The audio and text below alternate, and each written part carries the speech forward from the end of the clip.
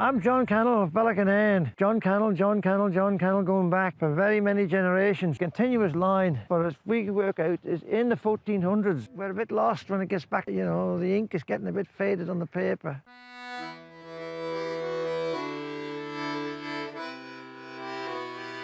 There was a lot of back and forth. Basically, Norway invaded. Then, long time later, Robert the Bruce took it to Scotland. Then the English took it. Then Kingdom of Scotland invaded. Eventually, the Isle of Man was actually purchased by the Crown. Never became a part of the UK.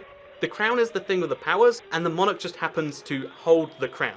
Their Manx citizen passport is a British island citizen passport.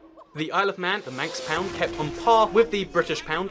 Self-governing territory for which the British government is responsible. It's not allowed to make independent diplomatic missions. It doesn't have the ability to have its own defence. The longest running independent continuous parliament, and there's 80,000 Manx people that live on the island. You wouldn't walk out by the castle at midnight, round the castle, because of the moggy do and the ghosts. They'd be seen round the churchyard at midnight. Yeah, they reckon there was always one up at the cemetery here. People were adamant they'd seen people of all white going along the wall and saying I could see them sitting there. And I went to look the other way and I looked back and they were gone.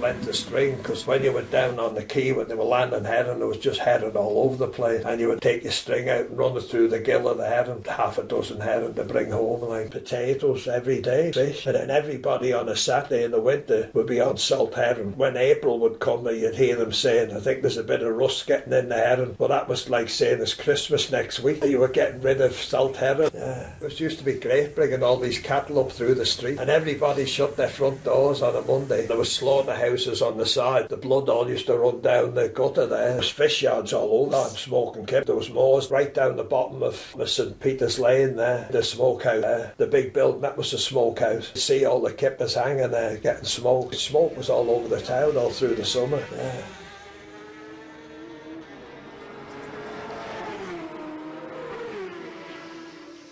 And by using these doors here, if I shut that door there, it's not rocket science, there's no simple way. Because we use hands, it's still got taking time. A bit of open sawdust on the back of it. The more salt you put in them, the quicker they smoke, give them a bit more heat. The forewomen would be around there and they put them on. The thickest one of them, then run them in the smokehouse. In the smokehouse before, the racks coming down, two at the wall, two suspended in the middle. The stick would go that side, they'd fill it up, he'd grab hold of his stick, he'd pass it up to the next man, who'd be in the smokehouse with legs apart like this. He'd pass it to the next man, there'll be three of them in the pyramid, and that's how you get 40 feet up. Each one of these hold about 15 to 20,000 herring. Wow. I can only remember in the 70s, I had to work all night, 20-hour shift. They were the highest paid people, hourly rate. They were the only people kept on in the winter time.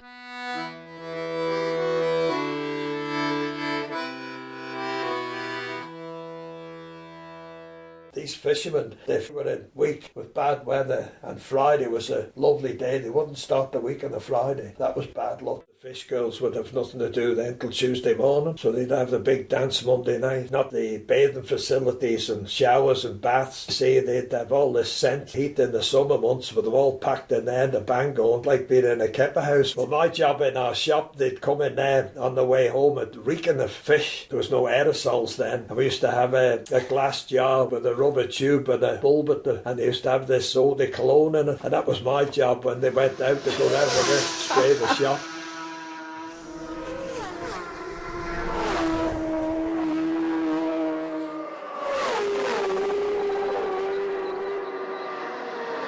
Ireland belonged to Scotland. In the 1500s, it changed hands between England and Scotland 6 times. People didn't know where they were coming or going. One group saved more than 150 passengers from the Lusitania and brought them on shore in Ireland. That's a tribute to them.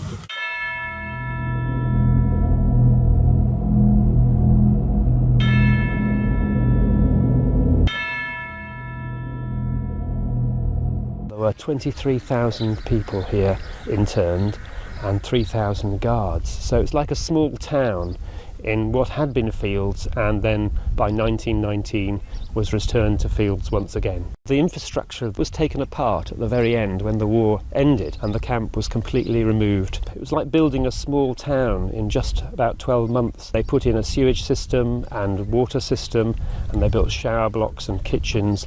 Internees were angry. The relationship between the internees and the guards, it wasn't as bad as it could have been, perhaps. Many of the men were actually married. In terms of what they did, how they filled their time, that was up to the internees. They were given food and they were given wood and earth. Whether it was theatre or music or whether they were creating schools. Joseph Pilates was interned here 3.5 years and he started developing his methodology. George Kenner, he, like most of the men here, their wives stayed at home. British women, many of them had British children. Most of them were repatriated back to Germany by the Treaty of Versailles, to a very different Germany that people were starving. Others did was to go to America.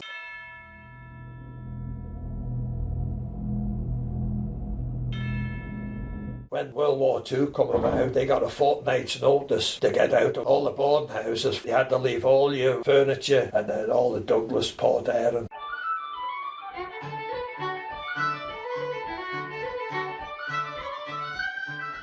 Fishermen all over the Irish Sea in the summertime, and then in the wintertime they would do manual jobs on the farm. That's how the hedges got built. The high road in the bottom was only made about 400 or 500 years ago. That's only a fairly new road. Yeah. Yeah. Now this field in those days was covered in gorse and be fattening cattle in the winter. They were just trying to survive in the winter. They would be crushing gorse for them, especially for the horses. We've got the same field name, same as they were all those hundreds of years ago. And we use them today. And that one the next door is in Laddie Crink. 2 woolly woors, and that's the cow's field. Woollygarble, which is the horse's field. The next is Dulciamark, which is the hare's gap for the local government board and the rest of them. If you could build a house in a field in a day and be living in it for night, nobody could stop you building a house in their field. I don't think that would hold water today, though. The old boys were very keen on having several small sheds around the place where they would keep maybe 6 or 8 cattle, because if they got a disease and it went through the shed, it wouldn't take the whole herd, you see. You would see the train coming up, the 7 o'clock train. You'd be on the road down here with the horse going to Burke, and the 7 o'clock train would be coming up. Extensively refurbished between 2012 and 2015 to form what is now the train. Locomotives today.